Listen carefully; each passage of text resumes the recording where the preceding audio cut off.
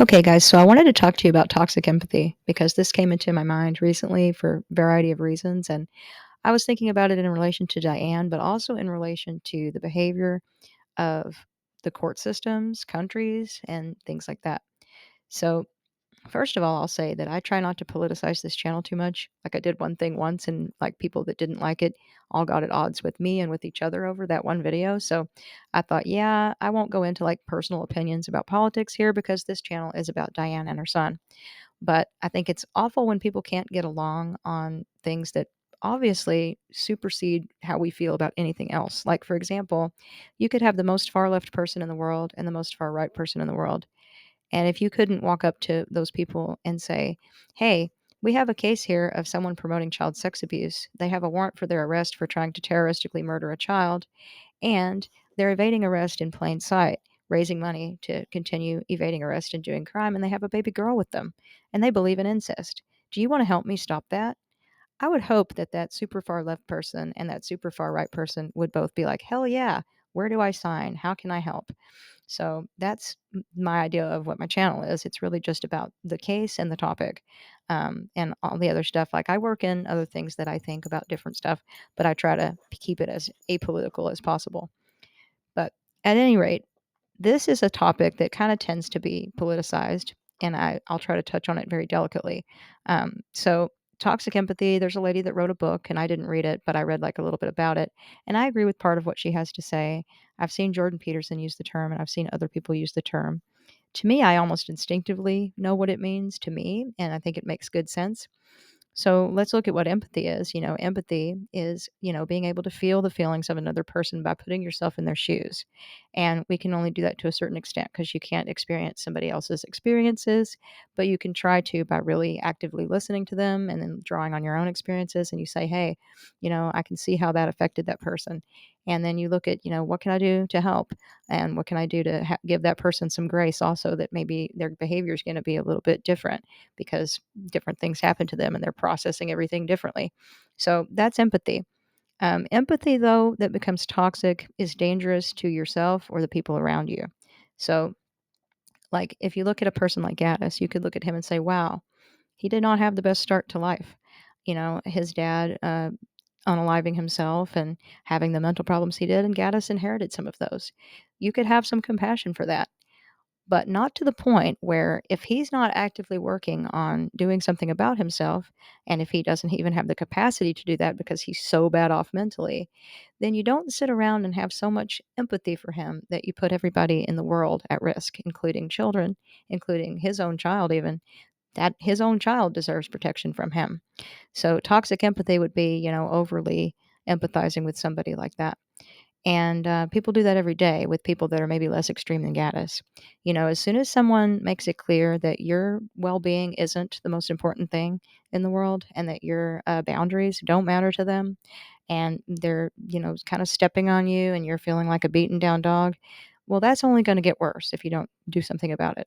So, people like that need to be, part of empathy is not just allowing people to get their way because they have problems, but empathy would be like trying to help them work through their problems and not do that behavior anymore. And if they can't do that, you don't have to put yourself at risk in order to be a good person. You may feel for that person, but you really can't continue putting yourself in that situation, especially if you start realizing this person has done things that makes them clearly potentially dangerous to you. You think, well, I like myself very much, and I am going to go ahead and protect myself from this situation. So, compersion, meaning you don't wish that person any harm. You hope the best for them, even if it doesn't benefit you at all, but you also aren't going to put yourself at risk. To me, that's the highest expression of love. These other things don't have anything to do with love. Manipulation isn't love. Busting boundaries isn't love. Gatis Lagzdins is an expert at busting boundaries and manipulating people and bullying them into getting his way. None of that is about love. But yet he tells us he's Jesus. So, and the only people falling for that are psychopaths at this point. So, and I don't know of anybody falling for that besides Prussian. So, because I believe Marina is actually just like a hired hand, frankly. So, uh, we look at countries also. That was the other thing I wanted to touch on, and with their toxic empathy. So, like, let's look at Ilyas in the Netherlands. So, Ilyas was sentenced to 12 years. uh, and 2 served, I believe, and he's appealing that. And they actually had the audacity to offer him the opportunity to try to reach out to Diane for mediation of that little crappy sentence. And look at what he did. We're talking about the attempted fireball murder of an infant, which he attempted to do 2 times. And then the time before that, which, by the way, when he beat up and poured acid on Diane, they stalked Diane for a long time. They planned that for a long time, and they got very little money for doing it. So you have to look at the level of callous, sick disregard for human life we have here. So for a country like the Netherlands to look at something like that and then be really overly concerned with whether he had a German interpreter there for him, and be very overly concerned with whether he would be comfortable with this or that, or be offered this or that. And same with Angelina. Oh, we don't want to impose the wrong treatment plan on her, and she's German. She won't be comfortable in one of our mental health facilities. And because of that, they've screwed Diane out of compensation, safety, and everything else. So you look at how someone treats their own citizens the same way. It's like it would be like a woman who didn't know her worth, who let somebody walk all over her, a country that doesn't know its value of its own citizens and lets other people walk all over them, showing them the example of, if you want to do crime, come here. We don't mind.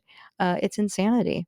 So empathy can become insane when it becomes a situation where you don't protect your own well-being because you're so concerned about the other person, and whatever. So, obviously, we have to look also at people like Diane who made a mistake like that with Gaddis and give her some grace too, because you have to look at naivety too. So, I think today Diane would recognize certain behaviors immediately, obviously, but back when she met Gaddis and she was physically unwell, there are things that make people not feel the best about themselves. And then somebody mirrors them and they think very highly of them. And then they unleash their bad behavior drip by drip until it's a, you know, gully washer of bad behavior. And then the person is stuck by then. So, and that's what happens. And, also, I think she was a very empathetic person, and he has a very tragic early life. So you can see how that happens with people, but it's a disaster. And I do think women are more inclined to do that behavior than men, because I think men kind of are. I just think it's our wiring. I think women are wired to be kind of like, oh, because they're wired to like take care of kids. So they're wired to be like, oh, I'm going to work on this with this person in any way I can to make sure that they have the best outcome that they can. So they take compassion to the highest level when they're like that. And I think men, being the protector and leader, look at it and say, you know what, this person's a problem. They need to get out of here. I don't care how they got that way. So they're quicker to like filter out problem people. And women are kind of like, no, but they this and but they that, and no, but we need to be nice to them, and all of this kind of stuff. So countries can't operate that way either. Countries should operate more like a protector and a leader, and be like, you know what, we're going to filter out the problems. So, that was my take on toxic empathy.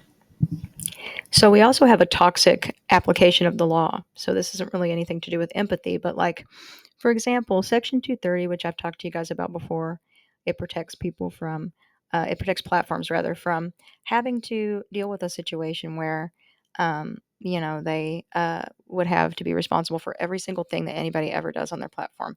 I want that to be a thing because obviously I want there to be freedom on platforms and not to be policed to death. It's the same thing as like you wouldn't want to be, uh, if you went to the forest or state park or the beach, you wouldn't want to have to pass through metal detectors and checkpoints and all kinds of crazy military stuff in order to go hang out in any of those places. We want to have some modicum of trust going on in a society, where we can kind of be free. But if someone happens to see someone with a machete at the state park or the beach and they're swinging it around and they tried to do something to somebody and they're still willy-nilly running around with it, you want to go get a park ranger. You want to go get somebody to help and say, hey, we need help. That guy's over there doing that. He can't be here. He's a danger to everybody, to myself, to other people. And you want them to act. So you want laws in place that, so you want this freedom, but you also want laws in place so that a third party could go and stop somebody from something like that before someone dies. And that's the same principle here. So, and that's what I am here, is I'm a third party witnessing this stuff. And there are certain duties owed to the public, especially in relation to two specific aspects of the crime, which in this case, which would be child sex abuse, and it would be raising funds for that in scams, and it would be terroristic crime towards a child. So those things are what give me the right to, as a third party, whistleblow and compel an action. that's owed to the public, and I can bring that action. I have the right to relief. So, and especially when I become a first party whistleblower that's been put in harm's way to some degree. So that's where how that is, and they want to keep it to where Section 230 not just allows us this freedom to have people come onto their platform as content creators and do what they want. They want to maintain that freedom to where even if that person does something insane, and even in those areas of law where we have new protections, they still can just hide behind 230 and be like, we're not responsible. That way, they never have to face liability for somebody not acting properly. And that makes everything much less litigious for them. It's safer financially for them. So I get why they're doing it. But as decent human beings interested in justice, that shouldn't be what's going on. It should be a situation where everybody agrees that in situations that are wildly weird, like this one, wildly dangerous, and involve these very specific types of crime, that they do have to act when a third party brings it to their attention. And just because there's not a case exactly like this one doesn't mean that that won't happen here, because the laws are there to make it happen. This would set precedent in some ways. Because I've having case law there where obviously they were held to that standard of reporting certain things related to child sex abuse or terroristic activity. And and there's also statutes, and there's also all these new acts, Protect Act, Data Act. I've shown you all of that. So all of this is happening because social media is changing the dynamics of our lives. That's why Section 230 happened. It was part of a broader act where lots of other things were gotten rid of, but Section 230 remained, and it gives these platforms this immunity from liability for most things. And because everybody agreed that we kind of want to have free speech, it's one of our most important values. But not when it comes to allowing children to be raped, people to be murdered. That's where we say, oh, okay, that's not free speech.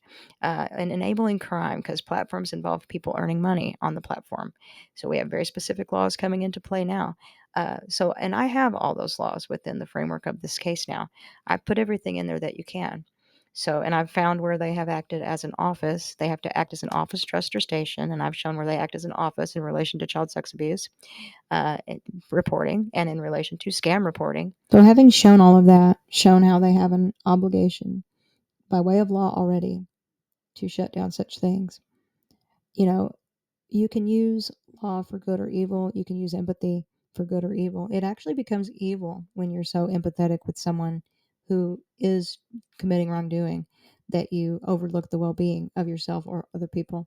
And it becomes wrongdoing when a corporation uses free speech as their guise.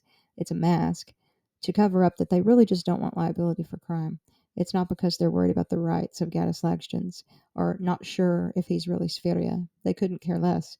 They're not looking into that. They didn't go and report to Amskarish 2 asking for that warrant. I'm going to go ahead. I had done that motion for judicial assistance in the past to get that sent straight from that court to that court because that verifies what kind of a document it is, but I can do that again. So the reason it didn't work before was because I hadn't been involved in the investigative or litigative part of this with the other side. So that being the case, that motion couldn't be granted. So now it could be. So that's all I need to do now. Look at the corporation. Why didn't they want to see? Why wouldn't they want to know? And we know why. It's all a money thing, and it's all a liability thing. But it's unfortunate to me. It really is because you know the courts are going to have to, even if it's not with this case, eventually they're going to have to really crack down hard, and it could even affect by the time they do it our free speech rights, because that's why you don't let things like this get out of control.